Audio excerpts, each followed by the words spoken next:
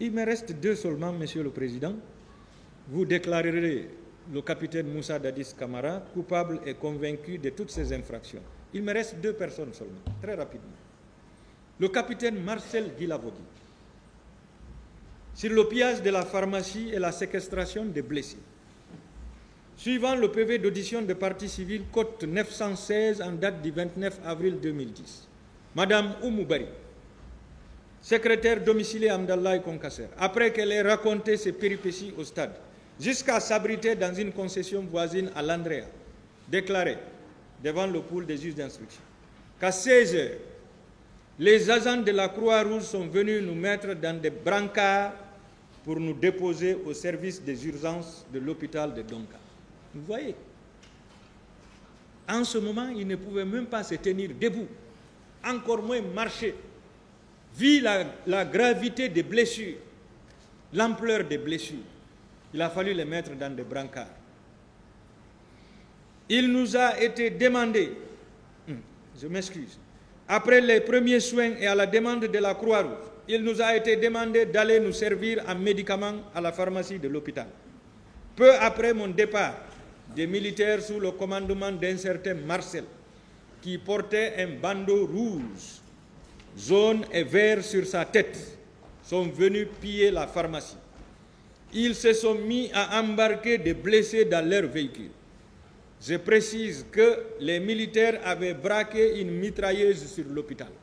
Donc même l'hôpital était menacé d'être pilonné. Et un hôpital aussi. Ah, ça c'est grave. C'est la raison pour laquelle Dr Hadja Mariam Adjelo Bari et les autres médecins qui étaient sur les lieux étaient venus protester vigoureusement. Après le traitement, ce n'est que le lendemain matin que mon époux est venu me chercher. Sur les coups et blessures volontaires par arme blanche et menace de mort, mon distingué confrère a largement parlé des coups et blessures portés sur les leaders politiques, notamment sur M. Sidia Touré. Je n'ai pas besoin de revenir là-dessus. À l'audience du 28 mars 2023, M. Lousseni Fall également a parlé éloquemment des coups que M. Marcel a assénés à M. Sidia Touré, même dans la voiture. C'est lui qui a menacé de faire exploser la grenade à la clinique Ambroise Paré. J'ajoute ça. À l'audience du 3 mai 2023, Talhatou Garanke Diallo déclarait Marcel Guilavogui était avec Toumba au stade et avait bastonné sérieusement les leaders politiques. Lui, son rôle principal, c'était de frapper les leaders et de blesser chacun sur la tête. Si vous voyez la photo des leaders, chacun a reçu une blessure sur la tête.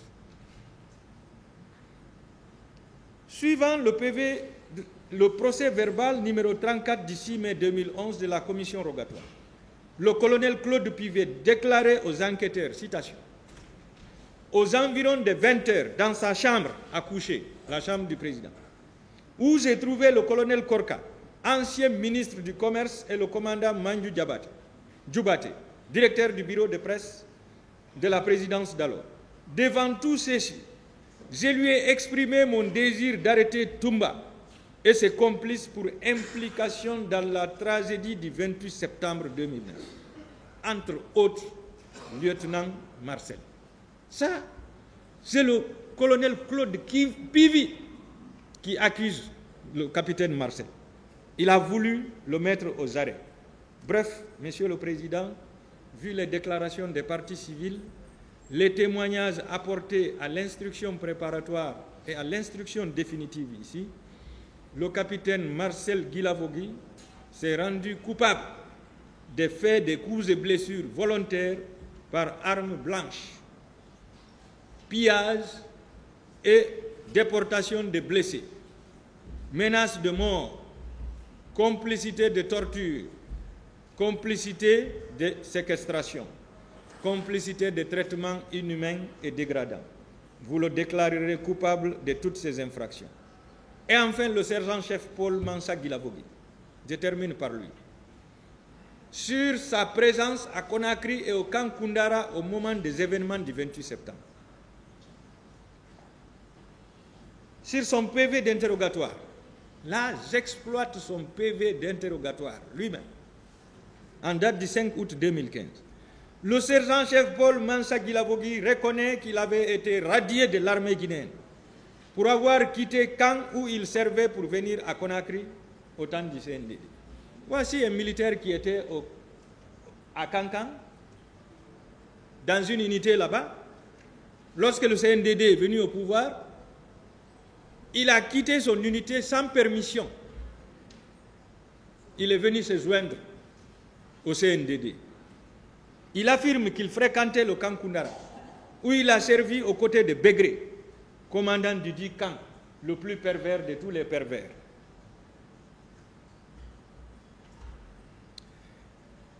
Sur recommandation du commandant Isiaga et du capitaine Makambo.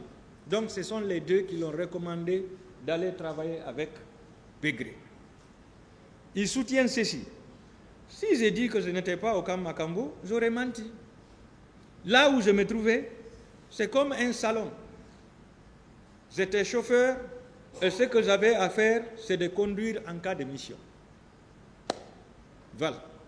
Tout le monde sait que le 28 septembre, les militaires qui se sont rendus là-bas, ils étaient en mission.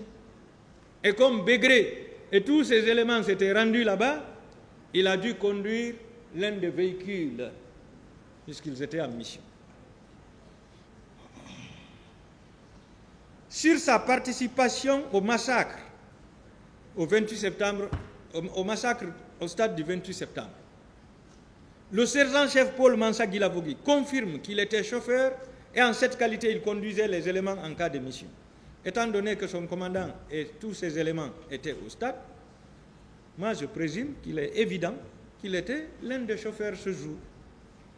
Aller au stade et massacrer la population civile était la mission de Begré. C'était sa mission. C'est pourquoi d'ailleurs le sergent Paul Mansa a reconnu devant le pool des juges d'instruction lorsqu'il affirme « Toumba et Begré sont allés au stade, chacun avec sa garde ». C'est lui qui l'a dit. Toumba et Begré sont allés au stade et chacun avec sa garde. Comment il l'a su? C'est parce qu'il était physiquement présent. Il les a identifiés. Au moment où il commettait les exactions, il a identifié Toumba, il a identifié Begré, il est parti avec lui. Donc, il n'y a pas de discussion là-dessus. C'est celui qui a permis de dresser la liste. Celui-là qui a permis de dresser une liste de 21 éléments qui se sont rendus au stade à bord de 3 pick-up, qui ont d'abord fait escale au camp Kamayen, ancien camp Boiro, avant de rallier le stade. Il s'agit, entre autres, lorsque vous prendrez, Monsieur le Président, son PV, vous verrez la liste. Lieutenant Begré, commandant du camp Koundara, Tanene, Ngefi, Dos, Bala Keita, Rambo, adjudant Jo, Alia Kourouma, adjudant Mané, Small Soldat, adjudant Lala, adjudant Alia, adjudant Alia Silla, adjudant Fatoumata, adjudant-chef Brino, Mas Kobele, adjudant-chef Fantamadi, César, Bouba, et enfin sergent Paul Mansa Guilavogui. 21 personnes. Les 3 pick-up pouvaient faire les 21 personnes. C'est ça la vérité. Vous avez été vus au camp Kamayen d'abord. C'est là où vous avez campé avant de rallier le stade. C'est là où vous avez campé. La présence de Begré et ses éléments au stade lors du massacre est également confirmée par le capitaine Marcel Guilavogui. Là aussi, c'est un accusé qui vous accuse. Lors de son second passage, Monsieur le Président, il déclarait Avant d'arriver à la porte du stade, j'ai vu Begré et sa troupe entrer en force au stade. C'est le capitaine Marcel qui le déclare. Il ne peut pas inventer dans la mesure où lui-même était présent, Monsieur le Président. Mais Paul Mansah ici, Monsieur le Président, est père de 3 enfants. Il est marié. Mais aujourd'hui, son mariage ne tient plus. Sa femme n'a pas été brave comme celle de Cécile Raphaël. Elle a été impatiente. Elle ne lui a pas accordé cette chance. Elle a préféré laisser le domicile familial, le domicile conjugal, pour mener une nouvelle vie. Mais depuis que Paul Mansah est en détention, qu'en est-il de l'éducation de ses enfants? Après, c'est pour dire que non, c'était une erreur judiciaire, comme le cas de Patrice Dils. Non. Il ne sait même pas à quelle classe aujourd'hui ses enfants font à l'école. C'est ça les conséquences de la privation de liberté. Paul Mansah ici, Monsieur le Président, depuis son arrestation jusqu'à date, il n'a eu l'avocat pour le soutenir, ne serait-ce que pour passer la communication entre lui et les membres de sa famille, que grâce à votre concours en commettant un avocat d'office pour lui. Cela trouvait qu'il avait déjà passé plus de 9 ans. Sa famille s'est disloquée. La femme, les enfants, qu'en est-il? Je suis convaincu, Monsieur le Président, qu'étant donné que vous, en tant que juge qui accorde de l'intérêt pour la forme d'une procédure que plus le fond, Paul Mansah, lors de vote délibéré, ne passera pas une journée supplémentaire.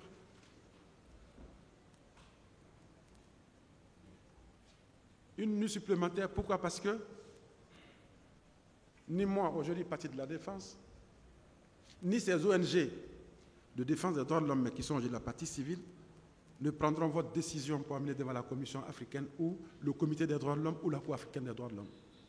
Ça ne va pas être discuté à l'international, parce que ce sera une décision qui sera rendue conformément à la loi. C'est pourquoi, Monsieur le Président, honorable assesseur, nous vous demandons respectueusement, lors de votre délibéré, quand vous serez dans votre secret de délibéré, les pièces ayant servi de base aux poursuivants d'en face, de l'écarter.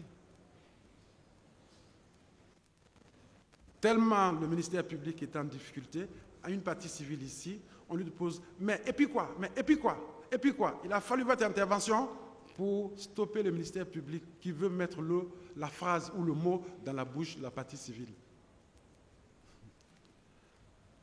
C'est la difficulté pour vous convaincre. Mais vous n'êtes pas dupe. Vous avez vu, comme si on posait une question, vous repérez la réponse de la question, et bien voilà, si vous jugez utile de laisser la personne continuer, vous le laissez. Mais ce jour, le ministère public s'est arrêté. Mais, Monsieur le Président, je veux juste comprendre ce qui se passe. Non, mais mon procureur, non, c'est comme vous voulez lui faire dire quelque chose. Voilà, ce jour encore, tout le monde vous a observé. Parmi les 11 juges qui composent la Cour africaine des droits de l'homme, ils vous observent.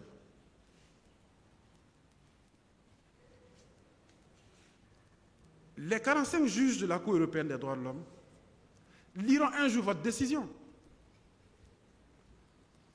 Plus loin de l'autre côté, la Cour interaméricaine, les 7 juges, peut-être, ils prendront connaissance avec traduction.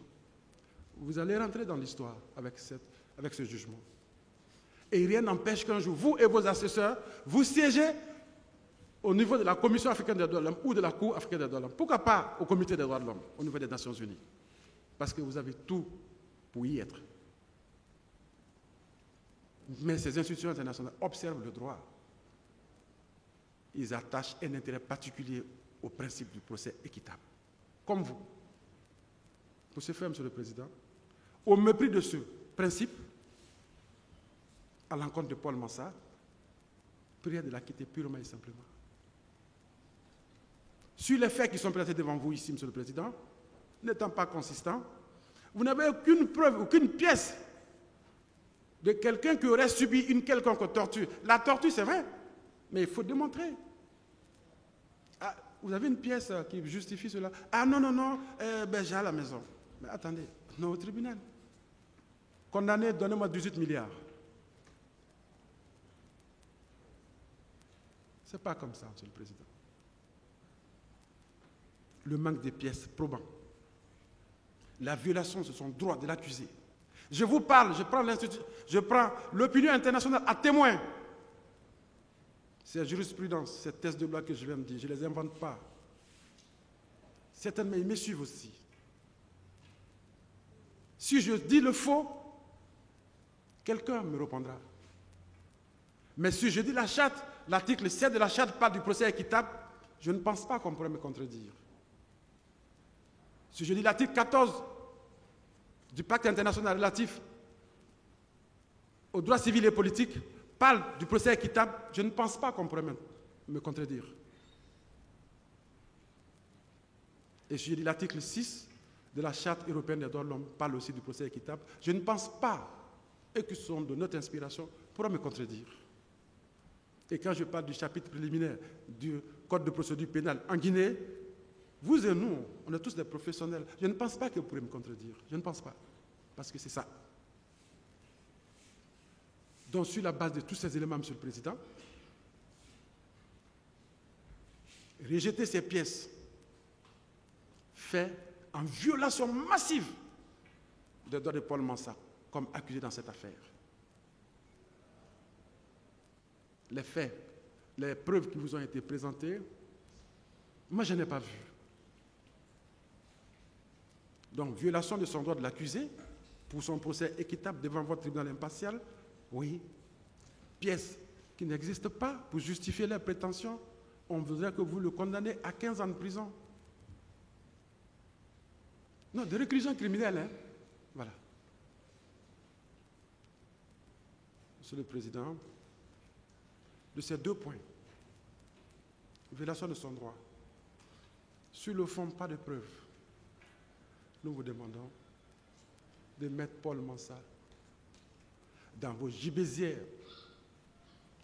des décisions lorsque vous descendrez ici, Monsieur le Président, pour ordonner, comme commandant Touma l'a dit ici, ceux qui doivent rentrer vont rentrer, ceux qui doivent rester doivent rester.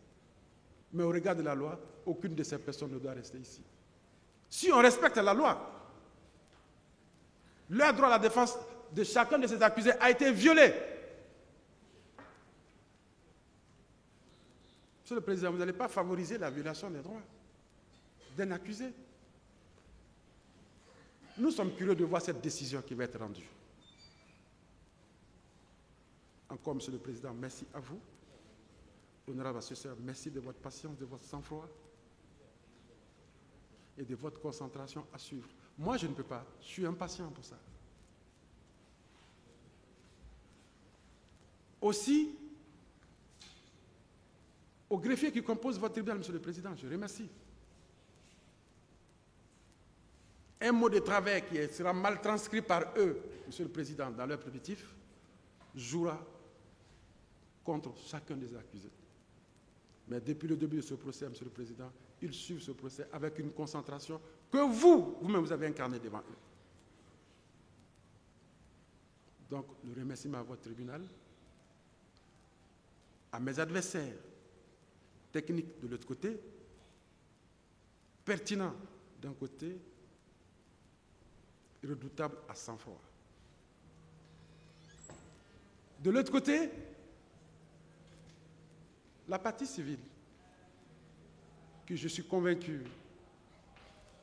qu'avec moi, après la décision qui serait rendue, nous serons les mêmes à porter cette décision si elle est rendue en violation de cette loi, si elle est rendue en violation de ce principe.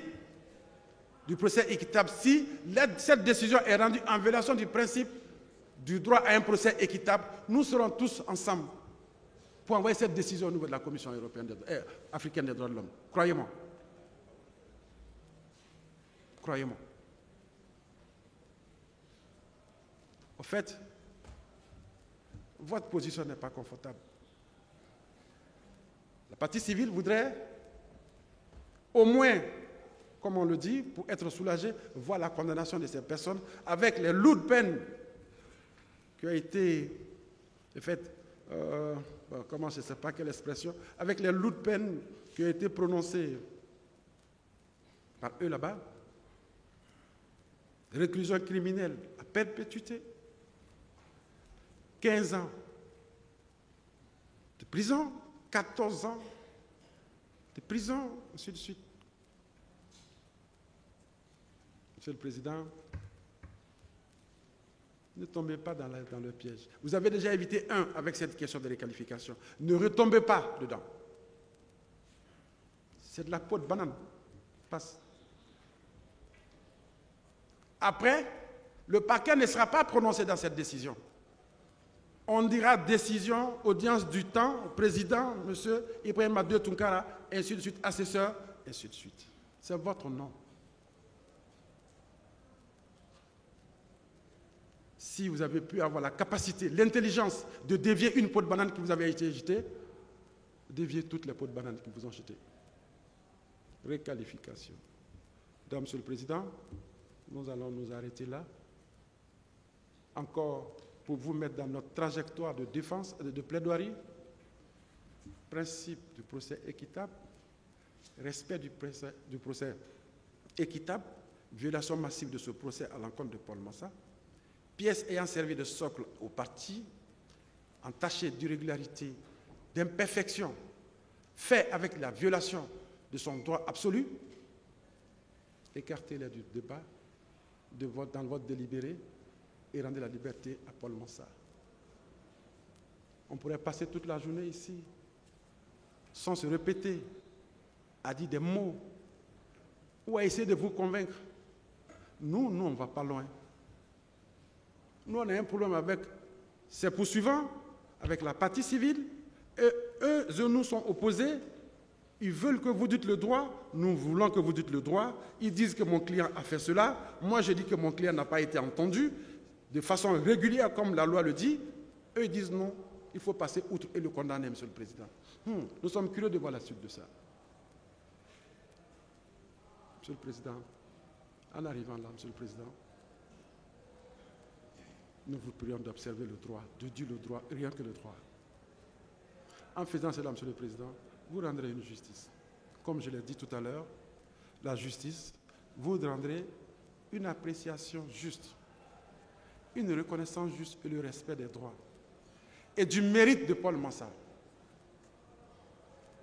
Sur ce, Monsieur le Président, je vous remercie, honorable assesseur, membre du tribunal, éminent adversaire, avocat de la partie civile, chers confrères, je vous remercie, Monsieur le Président.